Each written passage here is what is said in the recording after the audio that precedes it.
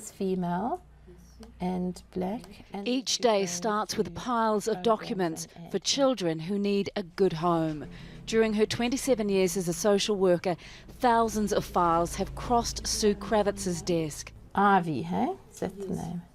All right.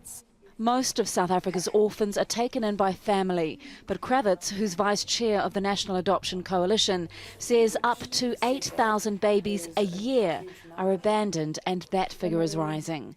Yet the number of children on the official adoption list has more than halved in the last decade and is now only about 1,200. There is a lack of awareness around adoption within the social work community. So there are many, many children who could benefit for adoption and who are simply not being moved into that system. And then once they get into the system, they sit in the system a long time.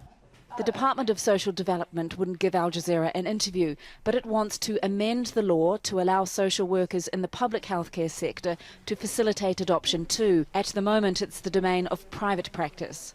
The government says that by changing the law, it will make adoption more affordable, which could help address the current situation where the vast majority of people wanting to adopt are white and most want a white baby, yet very few are available, which raises the question of interracial adoption. It can be a sensitive topic. There are cultural elements where people believe that in African culture, children should remain within the family.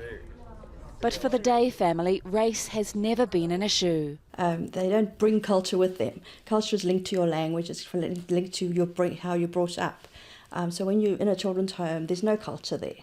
Buchle was adopted as a 6-year-old from a troubled home. She was glad to leave. I don't personally speak to them, but my parents do. But SENZE was abandoned at a hospital and does feel as if she's missing out on her Africanness. I do to be honest, I'd really like to find out more about my culture. I also want to learn my language, which I'm currently working on. SENZE may struggle with her sense of identity, but she's grateful she has a family in which to do so. Tania, Al Jazeera, Johannesburg.